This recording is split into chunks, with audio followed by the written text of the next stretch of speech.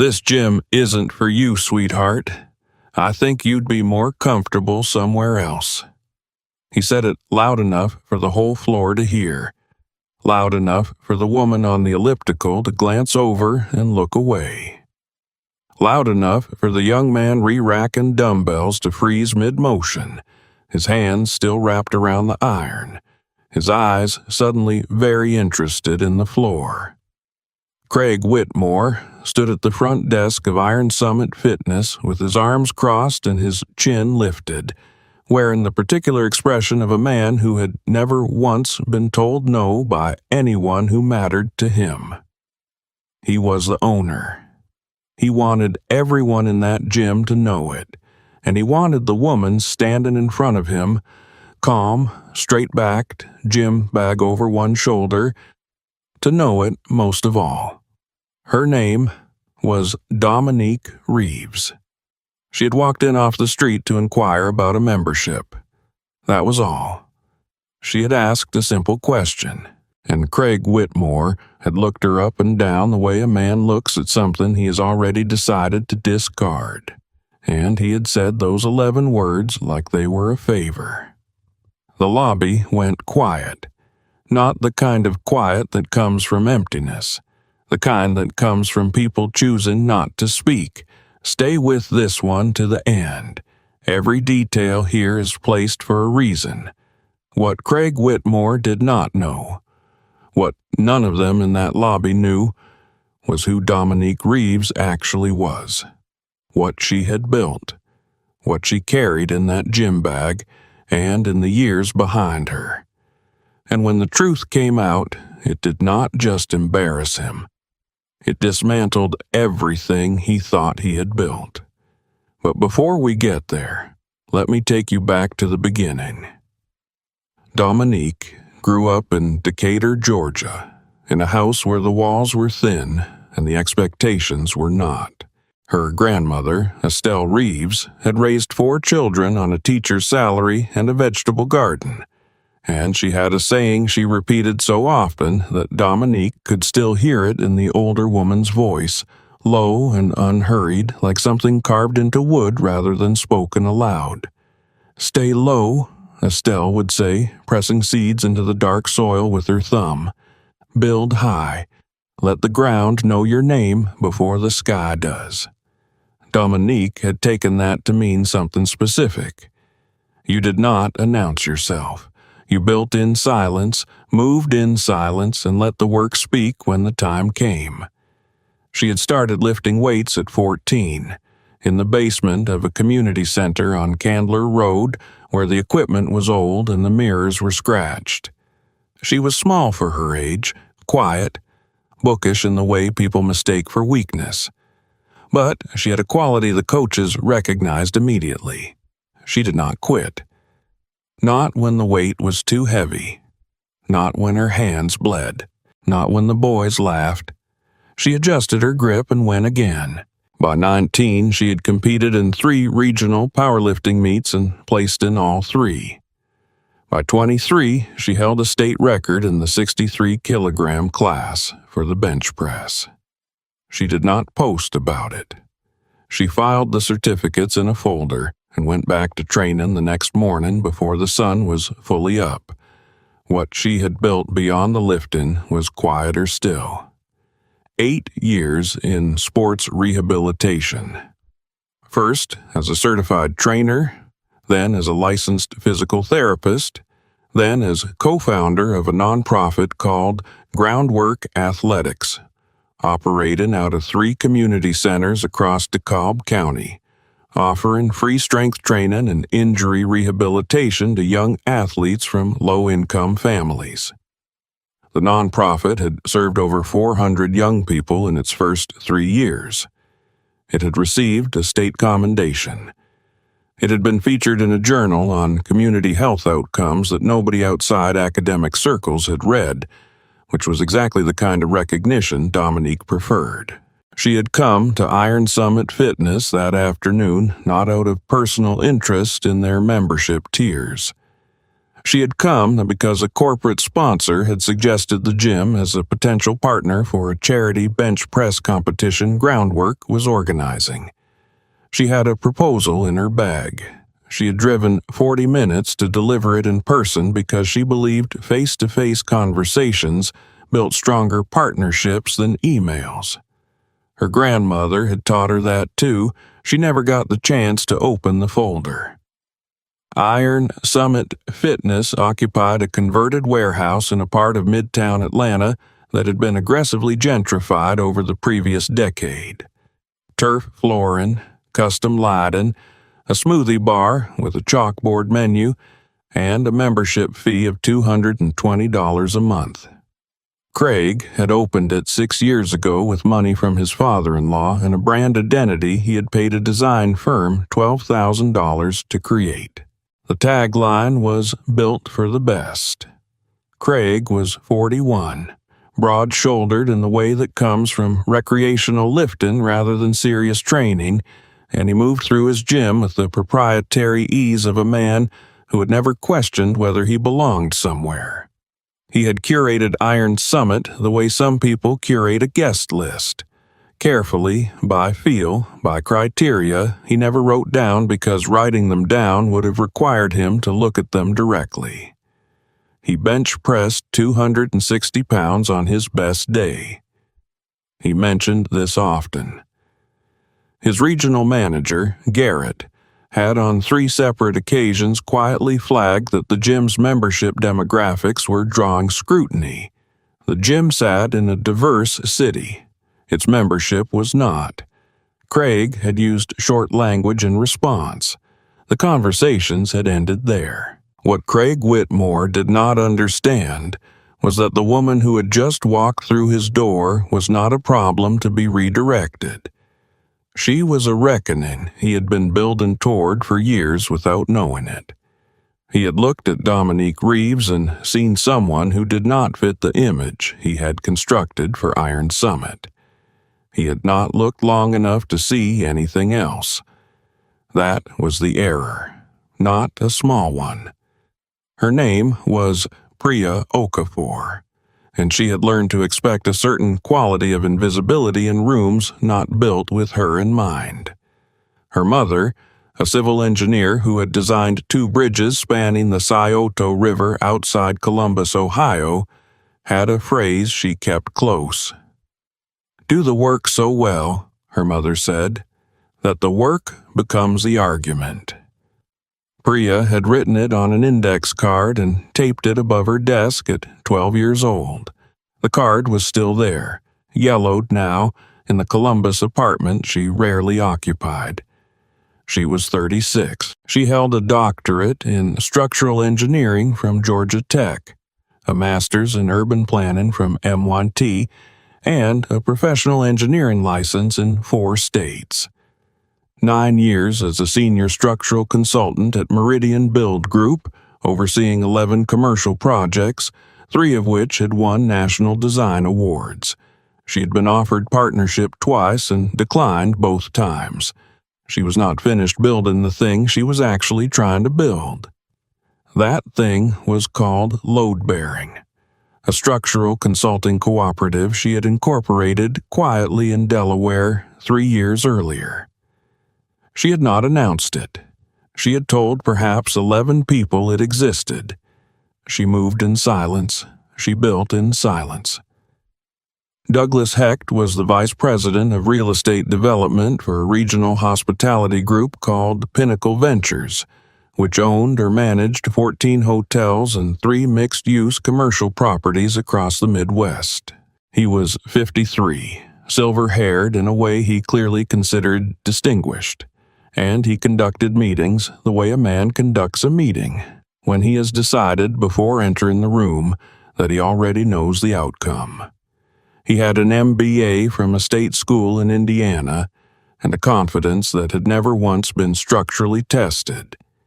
The meeting was in a conference room on the 31st floor of a glass tower in the Loop, where the chairs cost more than most people's monthly rent and the windows made the city look like something you owned.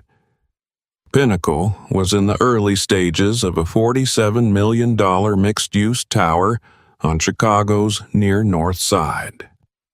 They had brought in 3 consulting firms for structural assessments. Priya was not representing Meridian that day. She was there as load-bearing, referred by a contractor named Marcus Webb, who had told the Pinnacle project manager, simply and without elaboration, "She is the best I have ever worked with." She arrived 7 minutes early, set her materials on the table, and sat down. Douglas Hecht arrived 4 minutes late, did not acknowledge her, poured himself a coffee, and sat at the head of the table. He looked at the 3 sets of materials, looked at Priya, and said, "Are you the scheduler?" The room held 6 people. One of them was Terence Adeyemi, a structural consultant who had worked with Priya twice before and who understood immediately what was happening. Terence's jaw tightened. He said nothing. He was calculating the full weight of what he was watching. Priya looked at Douglas Hecht. She said, "I'm the structural consultant, Priya Okafor, load-bearing group." She said it the way her mother had taught her to say her name, clearly, without apology, without the upward inflection that turns a statement into a question. Douglas Hecht nodded the way a man nods when he has not processed what he heard. He turned to the man on his left and said something about park invalidation. Then he called the meeting to order.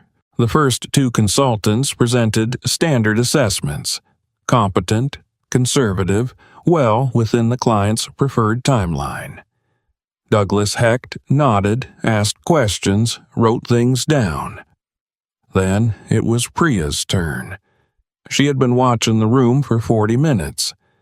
She had noticed 3 things the other consultants had not addressed because they had not looked closely enough at the soil report, or because they had looked and decided not to raise issues that might complicate the client's schedule. Priya had looked the way her mother looked at a set of plans, not for confirmation, but for the thing that was trying to hide. She said, "Before I get to the structural assessment, I want to flag something in the geotechnical data that changes the scope of what we're looking at here."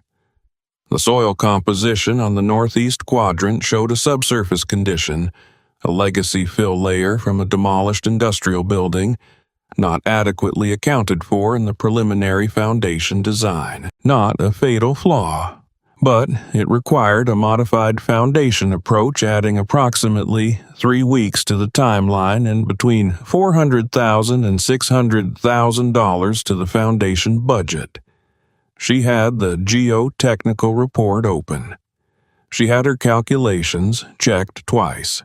She had a reference to a comparable condition on a 2019 Milwaukee project where the issue had been caught late and cost the developer $2.1 million and a 7-month delay. She said, "I can walk through the remediation options in detail or leave the full analysis for your engineering team. Either way, this needs to be addressed before foundation work begins." The room was quiet. Terence Adeyemi had stopped writing. Douglas Hecht looked at Priya the way a man looks at something that has inconvenienced him. He said, "This is a lot of what-ifs from a firm I've never heard of." He said it with the ease of a man who believed that unfamiliarity was the same as irrelevance. He had no idea what was coming. Calvin Osei had grown up in a 2-bedroom apartment in the Bronx, on a street where the elevated train shook the windows every 12 minutes like a reminder that the world was always in motion. His grandfather, Kwame Osei, had operated a small alteration shop on Jerome Avenue for 31 years. The shop smelled of pressed fabric and steam and the particular patience of a man who understood that cloth had memory. Kwame had a saying he offered not as wisdom, but as instruction. "The cloth does not care who you are," he would say, guiding Calvin's small hands along a chalk line. "Only what you do with it." Calvin had left the Bronx at 18 on a partial scholarship to FYT, graduated in 3 years, then spent 4 more in the sample rooms of mid-level, ready-to-wear houses in the garment district, learning the distance between a sketch and a finished garment, a distance most designers never bothered to cross. He learned to draft patterns by hand. He learned to cut, to press, to understand at the molecular level why certain fabrics behaved under stress the way they did. What he built over the following decade was a small atelier called Groundline, operating out of a rented studio in Mott Haven, barely large enough for 2 cutting tables and a dress form. He took commissions. He did not advertise. His clients found him through the testimony of someone already changed by the experience. He made suits constructed with the structural integrity that made them feel, on the body, like a second skeleton. A federal judge wore one of Calvin's suits to his swearing-in ceremony and did not tell anyone who had made it, because Calvin had asked him not to. That was the arrangement. The work spoke.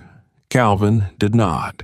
What nobody outside a very small circle knew was that Groundline had, over the previous 3 years, begun supplying bespoke garments to 2 major film productions and 1 streaming series, under a contract Calvin had negotiated himself without an agent, because he had read enough contracts to know when someone was trying to take something from him. He had come to the Harrington Club that afternoon, a private members' club on the Upper East End housed in a limestone building that had once been a Gilded Age banker's residence. Not to join, not to socialize, but to deliver a commission. A member named Arthur Pendleton, a retired appellate court judge, had ordered a suit for his granddaughter's wedding and asked Calvin to come in person for a final fitting. Calvin had agreed. He had the garment bag over his arm, pressed and covered, and he had an appointment confirmed in writing. Reginald Foss was the membership director of the Harrington Club, a title that sounded administrative and functioned as something considerably more territorial. 58 years old, thin in the way of a man who had replaced substance with posture, he wore the club's blazer as argument rather than clothing. He had held his position for 16 years. He guarded the club's interior with the vigilance of a man who believed the quality of a room was determined entirely by who was permitted to enter it. When Calvin walked through the front door, Reginald Foss was at the reception desk reviewing a clipboard. He looked up. He took in the garment bag. He took in Calvin. He set the clipboard down. "Deliveries," he said. "Go around to the service entrance on 73rd. He said it without looking up again, which was its own kind of statement. Calvin stopped walking. He said, "I have an appointment with Arthur Pendleton. 3 o'clock. I'm his tailor." Reginald Foss looked up with the expression of a man correcting a minor administrative error. "Members' guests check in at the desk. Vendors use the service entrance. Those are the club's policies." "I'm not a vendor," Calvin said. "I'm a tailor with a scheduled appointment." The lobby had 4 other people in it, a woman reading near the window, a young man behind the concierge desk, 2 members crossing toward the dining room who slowed almost imperceptibly when they heard the exchange. Nobody moved to intervene. Reginald Foss came around the desk. He said, "I'm going to need you to take the garment to the service entrance, or I'm going to have to ask you to leave the building." Calvin did not raise his voice. He did not shift his weight. He held the garment bag with both hands, the way his grandfather had taught him to hold finished work. Carefully, because the work deserved it. He said, "Please call Mr. Pendleton's room and confirm the appointment." Reginald Foss did not call the room. He reached for the phone and called the security desk instead. The young man behind the concierge desk, Marcus Tillman, 24 years old, 6 months out of Fordham, had been watching since the moment Calvin walked in. He had grown up in East New York. He understood, with a clarity that required no analysis, exactly what he was watching. He was doing the math that people in his position do, the math of risk, of consequence, of what it costs to speak and what it costs to stay silent. He picked up the desk phone. He dialed Arthur Pendleton's room extension. Reginald Foss turned and looked at him. "Marcus," Marcus said into the phone. "Mr. Pendleton, I have a gentleman in the lobby who says he has a 3 o'clock with you. A Mr. Osei." He paused. He listened. He said, "Yes, sir. I'll send him right up." He set the phone down and looked at Reginald Foss without flinching. "Mr. Pendleton confirms the appointment." Reginald Foss turned back to Calvin. Something shifted in his expression, not remorse, not yet, but the first faint recognition that the ground had moved. He said, "I'll need to escort you to the members' floor." Calvin said, "That's fine." 2 words. The escort was the kind of silence that has texture. Reginald Foss walked 2 steps ahead, stiffly, saying nothing. Calvin walked behind him, the garment bag over his arm, his breathing even. Arthur Pendleton met them at the door to his suite. A man in his late 70s with the unhurried manner of someone who had spent decades in rooms where patience was the primary currency. He shook Calvin's hand warmly, then looked at Reginald Foss with an expression that was not warm at all. "Was there a problem downstairs?" he asked. Reginald Foss said, "No problem, sir." Arthur Pendleton looked at him for a moment longer than was comfortable. Then he stepped aside to let Calvin in and close the door. The fitting took 40 minutes. The suit was extraordinary. The kind of garment that made a man stand differently inside it, that made the room reorganize itself slightly around whoever was wearing it. Arthur Pendleton stood in front of the mirror and said nothing for a long moment.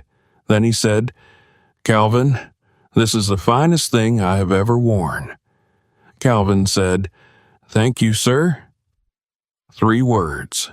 What happened next did not happen immediately. Arthur Pendleton was a retired appellate judge who had spent 40 years paying close attention to the difference between a policy and a weapon, and he had learned to recognize the latter by the way it was wielded. He wrote a letter to the Harrington Club's board of directors, by hand, on personal stationery, in the measured language of a man who chose words for their legal weight. He described what Marcus Tillman had told him in full, and what he himself had observed in Reginald Foss's demeanor. He noted that the club's stated guest policy made no distinction based on profession or appearance, and that its application here appeared selective in a manner the board should find troubling. He sent copies to the club's legal counsel, the board chair, and at Marcus Tillman's suggestion, to a journalist covering New York's cultural institutions. The board convened within 2 weeks. 3 other incidents surfaced. Visitors of color redirected to the service entrance or turned away under policies applied, the record showed, inconsistently. Reginald Foss was placed on administrative leave. He did not return. Marcus Tillman was not disciplined.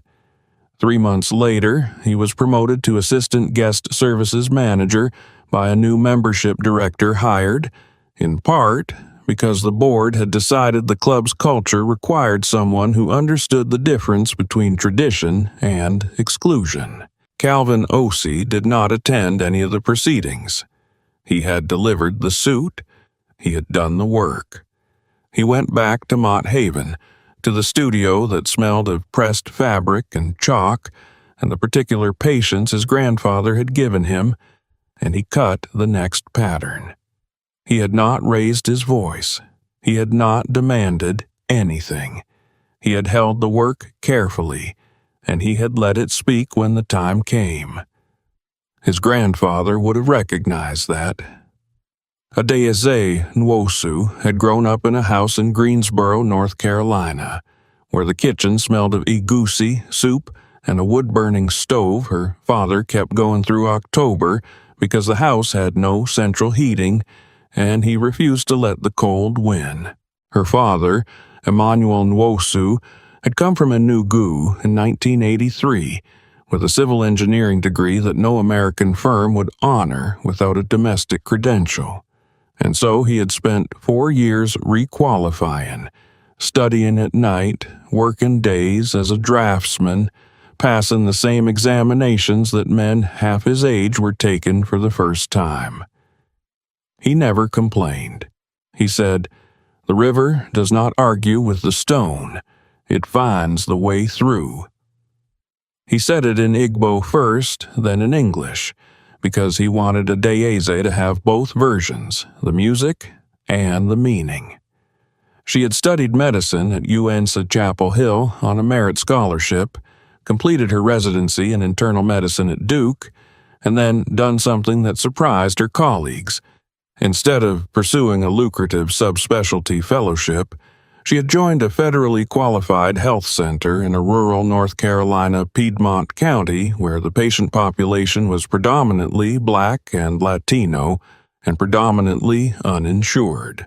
She had worked there for 11 years. She had built a chronic disease management program that reduced hospitalizations in the county by 31% over 7 years. She had trained 4 nurse practitioners and 2 physician assistants still practicing there today. What she had built beyond the clinic was quieter still.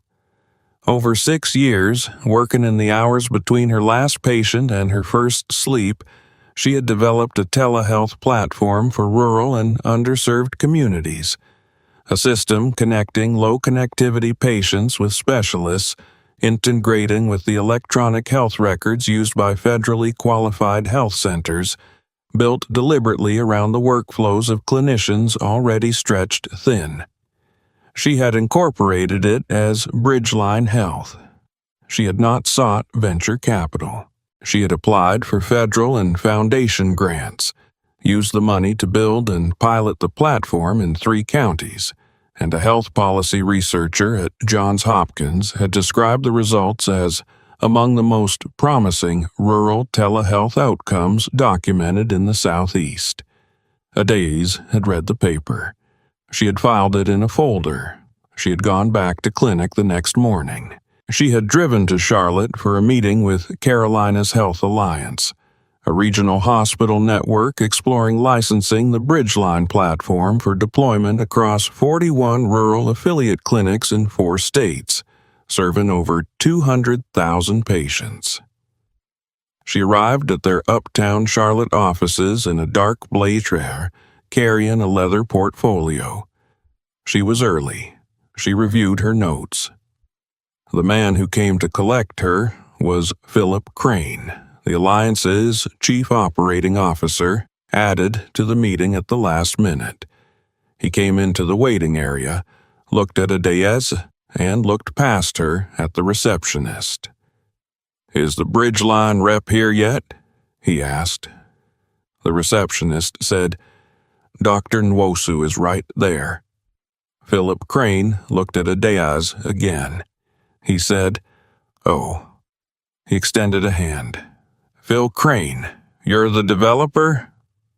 "I'm the founder," Adeyeze said, "and the developer, and the physician who built the clinical protocols." She said it without heat. She said it the way her father had taught her to say true things, clearly without decoration because the truth did not need decoration. The conference room held 7 people, including Dr. Sandra Yu, the Alliance's Chief Medical Officer, who had reviewed Bridgeline's pilot data in advance and whose expression when Adeyeze walked in was one of quiet, prepared attention. There was also one person not on the original attendee list, Garrett Holloway, the CEO of a competing telehealth company called ClearPath Digital, which had been pitching the alliance for the same licensing opportunity for 8 months. Philip Crane had invited him. He had not told Adeze. She understood what she was looking at within 90 seconds of sitting down. Garrett Holloway's platform was well-funded, well-marketed, and built primarily for suburban urgent care environments. It had a polished interface and a sales team that had worked the alliance's administrative leadership for nearly a year. What it did not have was a rural workflow integration, a low-bandwidth mode, or clinical protocols designed for the specific disease burden the alliance's rural affiliates actually served. Adeze knew this because she had reviewed ClearPath's published technical specifications 18 months earlier, when she was deciding how to differentiate Bridgeline. She had the comparison in her portfolio. Philip Crane opened the meeting looking at Garrett Holloway.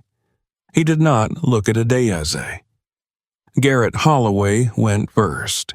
His presentation was confident, visually polished, heavy on market share data, and light on clinical outcomes. Philip Crane asked 4 questions, all softballs, the kind a man asks when he is performing due diligence rather than conducting it. Then it was Adeze's turn. Dr. Sandra Yu leaned forward slightly when Adeze opened her portfolio. It was a small movement, barely visible. Sandra Yu had read the data. She knew what she was about to hear. Adeze did not begin with market share. She began with a patient. A 67-year-old woman in Rutherford County with poorly controlled type 2 diabetes and no reliable transportation, who had received 11 specialist consultations in 14 months without leaving her home, and whose hemoglobin, A1C, had dropped from 11.2 to 7.4. She named the clinical outcome. She named the cost DNs. She named 3 equivalent cases from the pilot, anonymized with the same specificity. Then she opened the technical comparison and walked through it without commentary, letting the specifications speak. The low bandwidth mode, the EHR integration, the rural workflow protocols, the peer-reviewed outcome data. The room had changed by the time she finished. She could feel it the way you feel a shift in air pressure. Not dramatic, not sudden, but undeniable. Philip Crane said, "These are impressive numbers for a small operation." He said it with the particular inflection of a man who believes size is a proxy for credibility. Adeze said, "The numbers are what they are regardless of the operation's size." 9 words. She did not say them with anger. Dr. Sandra Yu said, "I'd like to ask Dr. Nwosu about the low-bandwidth protocol specifically. Our Appalachian affiliates have connectivity issues that ClearPath's current system cannot address." She looked at Philip Crane when she said it. Not at Adeze, at Philip Crane. The silence that followed carried information. Adeze answered the question completely, with technical precision and the particular calm of a woman who had spent 6 years building the answer before anyone thought to ask it. The Alliance's IT and clinical teams conducted a full technical review of both platforms over 3 weeks. The 40-page report concluded that Bridgeline Health's platform was the only option clinically and technically suited to the Alliance's rural affiliate population. Carolina's Health Alliance had a licensing agreement with Bridgeline for an initial term of 3 years across all 41 rural affiliate clinics. When Adeze's attorney heard the contract value, he was quiet for a moment before he spoke. Philip Crane did not attend the signing. He had been asked by the Alliance's CCEO to explain in writing why a competing vendor had been present at a confidential licensing meeting without the other party's knowledge or consent. The explanation was not satisfactory. He remained in his position, but the incident was documented. and the board directed a procurement review that resulted in new vendor meeting protocols across the organization. Garrett Holloway did not receive the contract. He was not invited back. Dr. Sandra Yu was named to the Implementation Oversight Committee for the Bridgeline rollout. She and Adeyeze spoke by phone twice a week for the first 3 months. Their conversations were professional, precise, and occasionally, in the small spaces between the work, warm. Adeyeze drove back to Greensboro the evening the contract was signed. She stopped at the clinic on the way. It was Tuesday, the day she ran the chronic disease management group, and she had not canceled it. She sat with her patients for 90 minutes. She drove home. She made a goosey soup because the house was cold, and she had learned a long time ago that some things warm you from the inside out. She had not celebrated. She had not announced anything. She had done the work, and the work had spoken, and she had led it.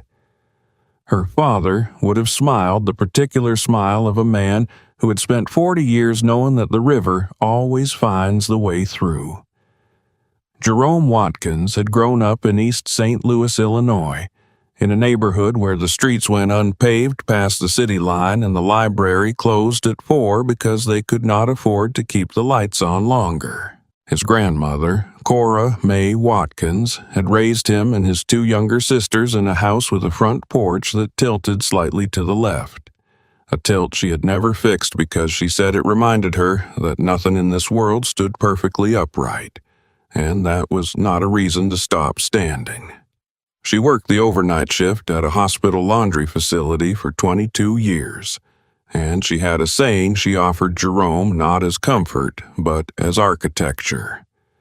The quiet ones build the tallest, she would say, smoothing his collar before school with the hands that smelled of warm cotton and industrial soap. Let them look past you. That's when you get the work done. Jerome had taken that to mean something precise. Being underestimated was not a wound. It was a condition. And a condition, if you understood it clearly enough, could be turned into an advantage. He left East St. Louis at 17 on a full academic scholarship to Washington University in St. Louis studied finance and economics with the focused discipline of someone who knew the scholarship was not a beginning but a continuation. The work had already been happening in the library that closed at 4, in the margins of borrowed textbooks, in calculations he ran in his head during the bus ride to school because he did not always have paper. He graduated summa cum laude. He went to work for a mid-tier investment firm in Chicago, spending 6 years learning the architecture of capital markets from the inside. He was the only black analyst in his division for 4 of those 6 years. He kept his head down. He kept his numbers clean. What he built over the following decade was not visible to anyone who was not looking directly at it.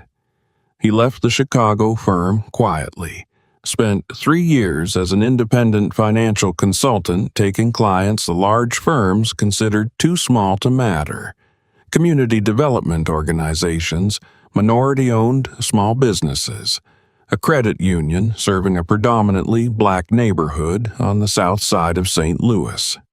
He restructured balance sheets. He secured financing his clients had been told was unavailable to them. He turned 3 organizations from technical insolvency to operational stability without a single press release. What nobody outside a very small circle knew was that Jerome had assembled a controlling interest in a portfolio of 7 community banks across Missouri, Illinois, and Arkansas, institutions that had been undercapitalized and undervalued, serving rural and urban communities of color, acquired through a holding company called Cornerstone Capital Partners, incorporated quietly in Missouri. The portfolio's combined assets were substantial. Jerome did not discuss it at parties. He had no LinkedIn profile. His name appeared in no financial press. He'd come to Meridian Trust, a regional private bank in Clayton, Missouri, for a scheduled meeting with the bank's director of commercial lending. He was exploring whether Meridian might serve as a correspondent bank for one of his community bank acquisitions, a relationship worth, in correspondent banking fees alone, a figure with 6 zeros. He had a leather portfolio. He had a confirmed appointment. He was wearing a suit that cost less than the chair he was about to sit in because Jerome Watkins had never confused the cost of a thing with its value. Preston Lyle was the Senior Vice President of Private Client Services at Meridian Trust, a man who had spent 28 years in private banking and wore that tenure the way some men wear a family crest, as proof of belonging rather than proof of work. He was 61, silver-templed, with the ease of a man who had never once been made to feel he did not belong in a room. He had been the one to schedule the meeting with Jerome. His assistant had taken the call and placed it on his calendar under the heading Prospective Commercial Client. Preston Lyle had done no background research before the meeting. He had glanced at the calendar entry that morning and formed, in 30 seconds, a complete and fully confident picture of what he was about to encounter. He was wrong about every detail of that picture. When Jerome walked through Meridian Trust's marble lobby, Preston Lyle was near the reception area, speaking with a junior colleague. He looked at Jerome. He looked at the portfolio. He looked at the suit.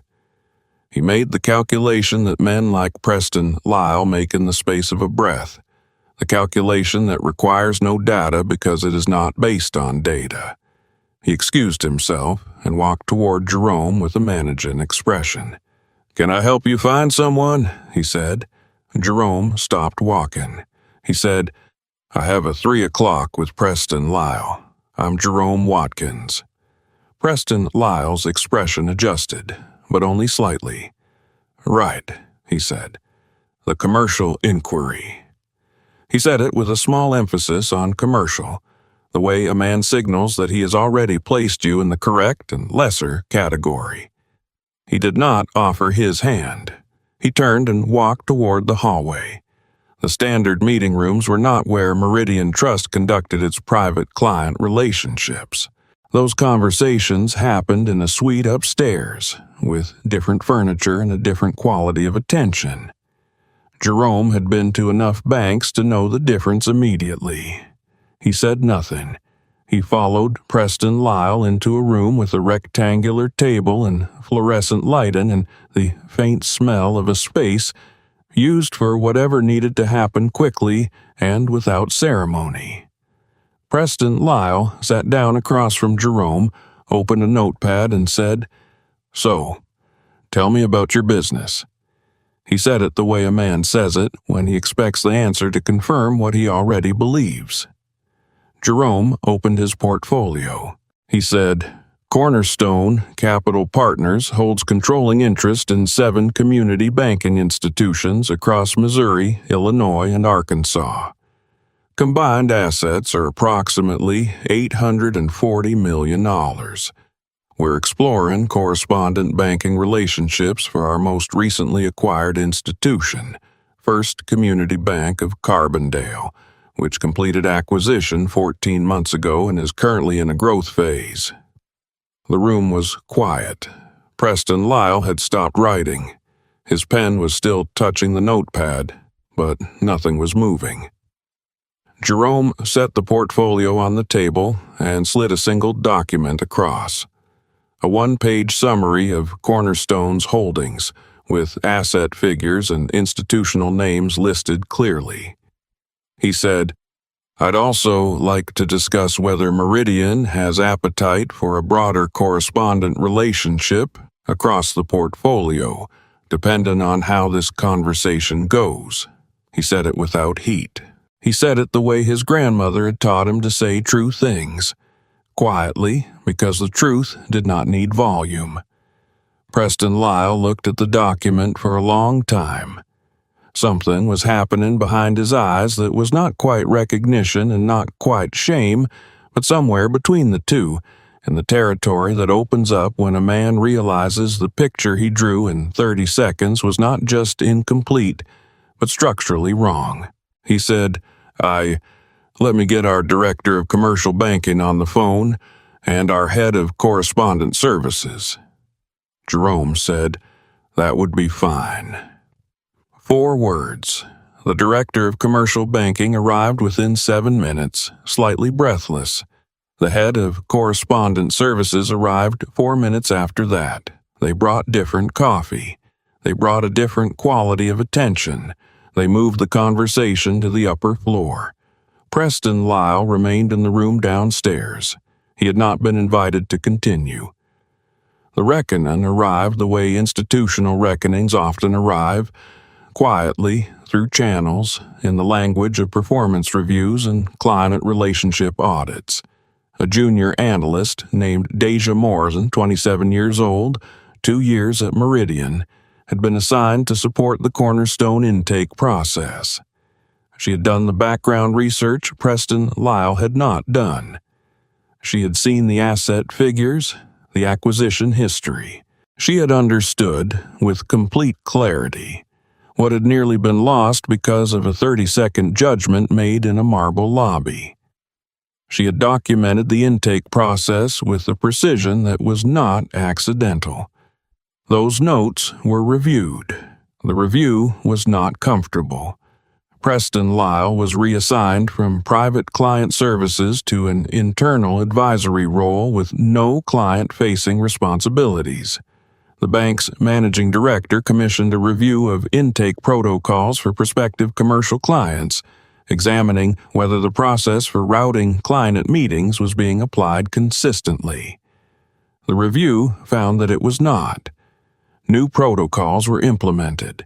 The work was the argument. Deja Morrison was named lead relationship manager for the Cornerstone Capital Partners account. She was the youngest person ever to hold a relationship of that size at Meridian Trust. She was also, for the first time in the bank's private client services history, the only black woman in that role. She did not make a speech about it. She went to work. Jerome Watkins signed the correspondent banking agreement 3 months after that first meeting. He drove back to East St. Louis the evening the papers were executed. He stopped at the house with the tilting porch. His grandmother was in her chair near the window, with the particular stillness of a woman who had spent decades in motion and had earned the right to be still. He sat with her for an hour. He did not tell her the number. He did not tell her about Preston Lyle or the standard meeting room or the fluorescent lights. He told her the work was going well. She nodded. She smoothed the arm of her chair the way she used to smooth his collar, with hands that still smelled faintly of warm cotton and years. She said, "The quiet ones build the tallest." He said, "Yes, ma'am." 3 words, and that was enough. These 5 stories happened in a gym, a conference room, a private club, a hospital boardroom, and a bank lobby. They happened in Atlanta and Chicago and New York and Charlotte and Clayton, Missouri. They happened to people who had spent years building something extraordinary in silence, who had walked into rooms carrying more than anyone in those rooms had thought to ask about, and who had been met, before they could speak, with a judgment that had nothing to do with what they carried and everything to do with how they looked. This happens every day. Not in the dramatic register of a single confrontation, but in the accumulated weight of 1,000 small redirections. The wrong room, the wrong question, the wrong assumption, delivered with perfect confidence by someone who has never once been asked to prove that they belong. It happens to people who have already proven it, many times over, in ways that the person doing the redirecting will never know and never think to ask about.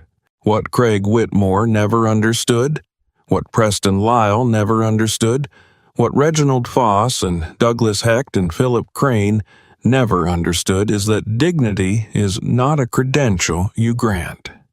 It arrives before you do. It was there before you formed your opinion, before you made your calculation, before you decided in 30 seconds or 11 words or a single dismissive glance who a person was and what they deserved. Dominique Reeves went back to groundwork athletics the next morning and trained her athletes. Priya Okafor went back to her drawings. Calvin Nosey went back to his cutting table. Adaize Nwosu went back to her patients. Jerome Watkins went back to the work. None of them required the world to apologize. None of them had built what they built in order to be seen by the people who had refused to see them. They had built it because the work mattered. Because the work was the argument. Because, as 5 different elders and 5 different voices had taught them, the quiet ones build the tallest, and the river always finds the way through. The question I want to leave with you is this. How many people have you walked past today who were carrying something extraordinary that you never thought to ask about? Drop your answer in the comments. I genuinely want to hear it.